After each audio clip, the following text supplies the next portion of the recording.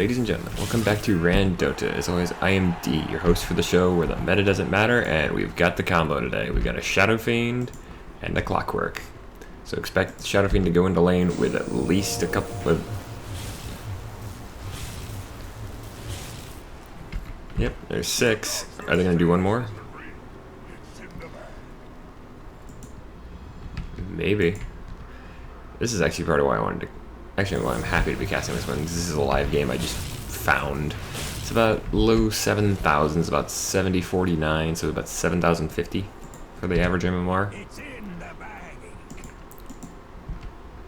Wow, they're really going hard on this one. Normally, most pro teams don't do this many. Most pro teams don't do 4. I've seen pro teams do 2 and 3, but the basic idea there is you have power cogs scaled up first in the Clockwork. Oh, they're gonna do a 5th one.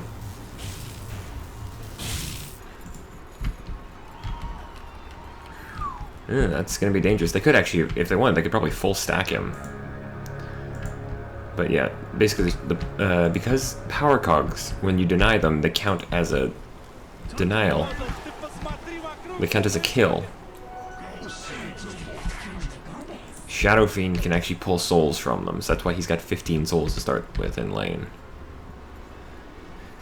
Alright, let's go ahead and introduce the teams where I can, because I can't read all of these.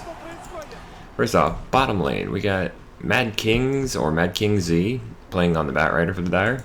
Mid lane, we got XD playing on the Shadow Fiend, starting off with 15 souls on Necromastery. Probably going to get more here, because these trees are going to count. Wandering around, we got ABQ on the Dazzle as a support. Pretty sure this is going to be a support Clockwork. I have no idea how to pronounce that name, so I'm just going to go with J. Oh, hold that thought. We got some blood potential blood here. Nope. Meanwhile, top lane we got Zeke on the Vengeful Spirit, who is unfortunate in that Vengeful Spirit up against a Broodmother, which I'm glad to see zone here on the Broodmother, because a Broodmother at a high level, very dangerous, very scary. But like I was saying, Vengeful up against Brood. Vengeful can stop the Brood from farming if played well, but if the Brood is played well, as you can see here, we got already a level 2 Brood, so stun comes out, but all Brood's got to do is retreat into her webs, and she's fine. Meanwhile, mid lane we got, I'm just going to go with Shush, playing on the Nature's Prophet. Currently having a bit of trouble against the Shadow Fiend, although he's done plenty of damage. The Shadow Fiend's getting plenty more levels. Currently in the jungle, we got Zitrax playing the Huskar. Again, another interesting choice here, because Huskar not normally picked at this high level. He's taking a ton of punishment from the Clockwork. Can he hold him? He's already got a point in Berserker's Blood, so this is actually not impossible. Especially if the Prophet's coming in. The Prophet's rotating in to help out, and now he's backing off. Meanwhile, bottom lane we got Broken EC3 playing on the Disruptor, and finally we have Acme on the Troll Warlord. I know the graphics are not at the highest they could be. I'm doing that for frame rate issues. Oh wow, this might be our first blood here pretty soon in the mid lane. The trees are marching, but Nature's Prophet has no regen and basically no health. One good solid shot from the Shadow Fiend is enough to kill him.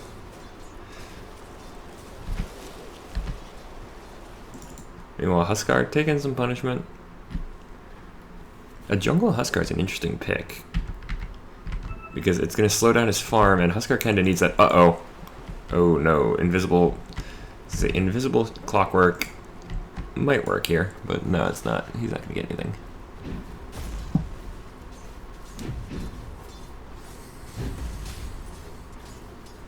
This was also an all pick. This was not a captain's. This is not a draft mode.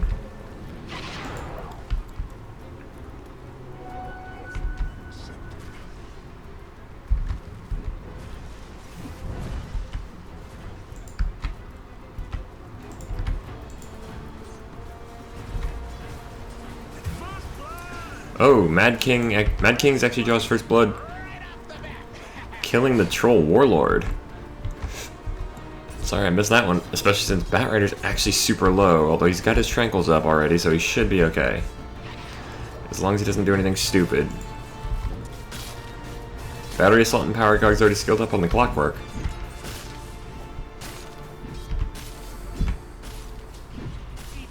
See if this leads to something.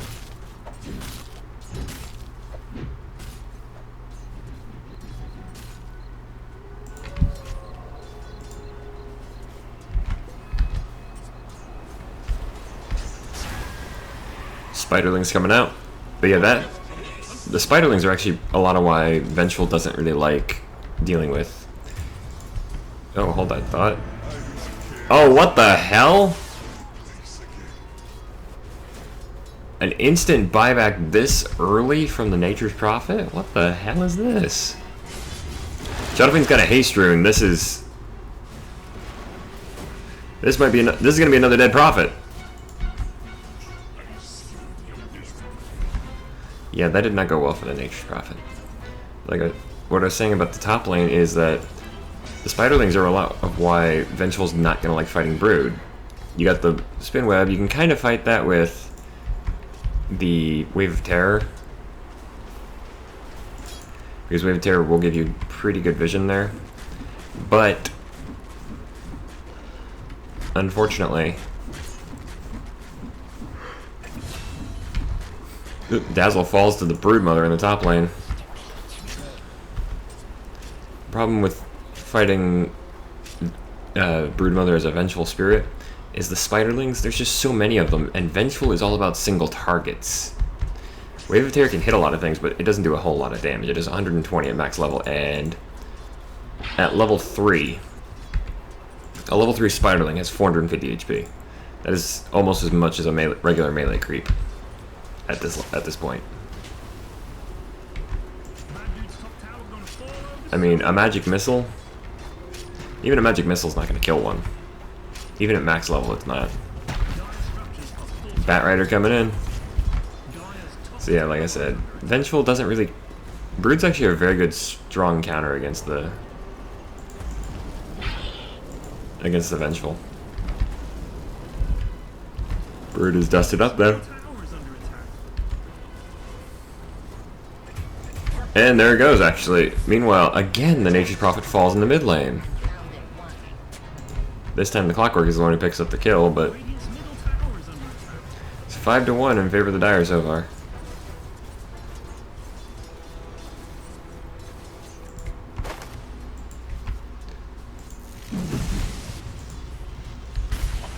The Dire have actually rotated around, so that Vengeful is down here in the bottom lane against Troll and Disruptor. This is not a place for a Vengeful to be, though. Vengeful can be a good carry, but the problem is you gotta get farmed. Oh, they're not gonna get out. I was gonna say, Dazzle, you're not getting out of that one. Sprouted, kinetic field, and just shot to hell. Well, actually, not shot to hell because we don't have a sniper in this game.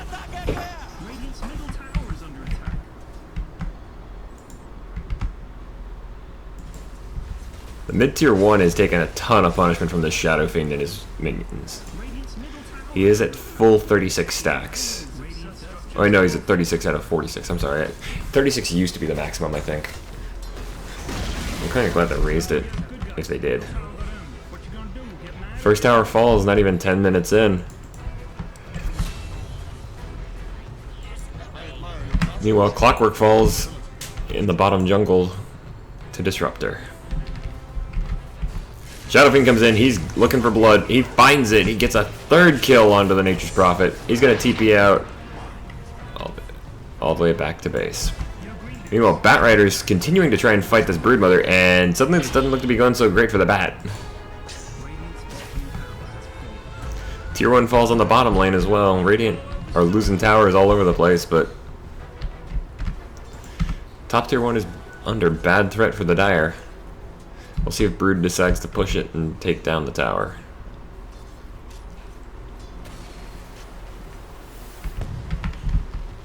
Rocket Flare comes in. Brood's just creating more and more spiders, which makes this more and more nightmarish for anybody that's arachnophobic. I'm sorry. Meanwhile, the Huskar dies. Clockwork found him. This is a Clockwork without hookshot too, so this is a very active clock.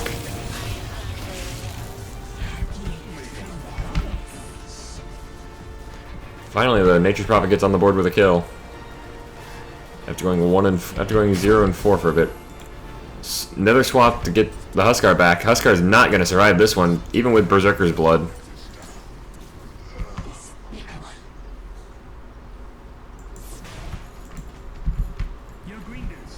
Kind of surprising to see a Vengeful go solo against a Huskar and win. Even with the 2-level advantage, Huskar's a tough fighter. Although to be fair, he was spamming out those burning spears, so... Radiant structures are fortified.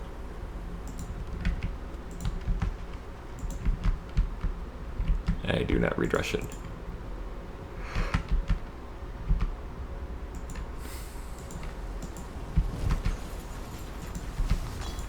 You're wondering why Batrider is now riding on a manta ray and has this underwater theme? It's the theme for this year's international.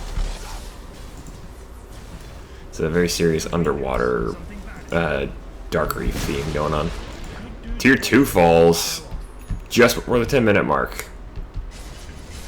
Just before the 10-minute mark, this Shadow Fiend is level 11, has taken down 2 towers on his own. He's still only at 36 souls, oddly enough. Oh no, oh yeah, 36 is the current maximum. I forgot. I was looking at the Scepter max. Oh, he's found himself a Huskar. This is not going to go well for the Sacred Warrior. Shadow Amulet. That's cute.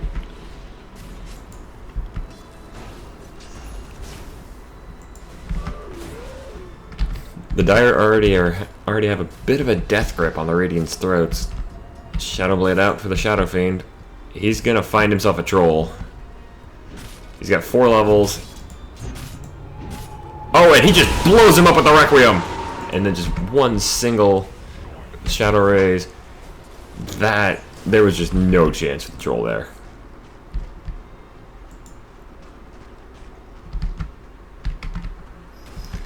That's actually an old school way to do the whole Shadow Blade Requiem, to do Shadow Blade Requiem of Souls like that. That is an old style tactic.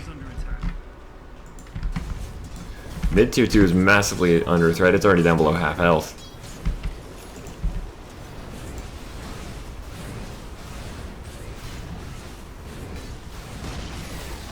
Radiant's middle tower has fallen. Radiant's middle tower is under attack. Dire's top tower is under attack. Tier 2 on top is already under threat for the Dire, but the Tier 3 is falling. We're gonna have our first Tier 3 down before 12 minutes. The Radiant are actually asking for them to throw it already. Dire is up by 5k net worth. 6k, basically. They're up by just about 4k experience. Mid lane Racks are gone. As a team, the Dire rotate down. They want the second row of Racks. The Radiant could still come back from this, but it's not looking great. This Shadow Fiend got powerful really quickly.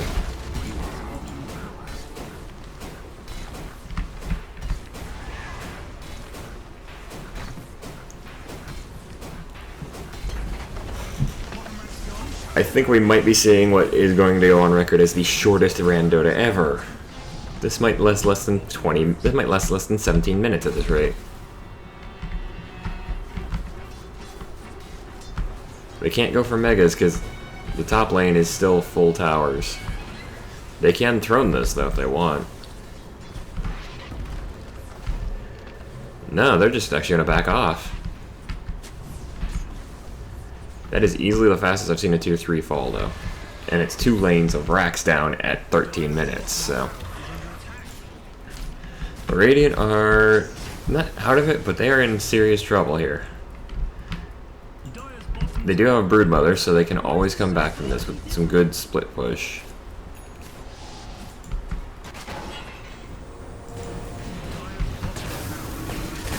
Meanwhile, they did find a Clockwork. They're gonna get him, actually. Problem, I was gonna say, that is one problem for the Broodmother, though, is the Shadow Fiend. You kill the Shadow Fiend. The Broodmother is just food for him because all those spiderlings, a couple of good raises, a couple of good accurate raises, and it's like, hey, look at that! I'm back to full. 10 to 5 at 14 minutes, and 2 lanes of racks are gone for the Radiant. Green dude's top thing is about to get knocked over. Radiant's top tower has fallen. Top tier 1 falls for the Radiant. Are they gonna? Bottom tower is under attack. And Dire might go for this. Meanwhile, Troll falls to Clockwork in the top lane. Tower is under attack. Dire's bottom tower. The problem for the Radiant is their picks, especially the Broodmother, Nature's Prophet. They need time to come online and do split push like crazy.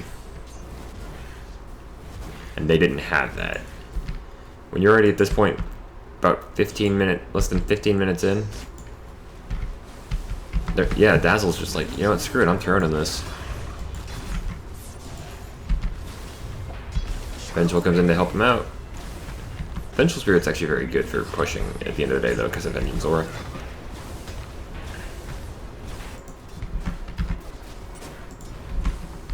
Radiant's top tower is under attack. Green dude's tower got owned, son. Top tier 2 is gone for the Radiant, so there's no tier 2s left in the top lane. There's even still a tier 1 on the map in the mid lane. The Dire are just going for megas right now. They're gonna have megas sub 15, or I mean sub 17.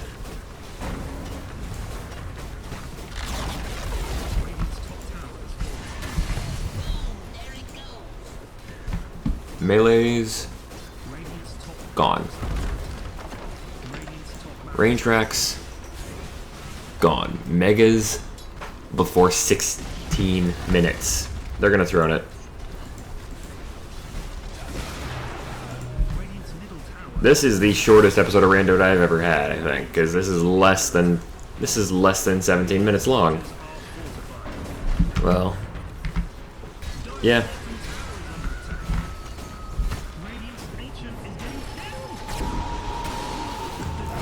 And that is this episode done, folks. 16 minutes 8 seconds.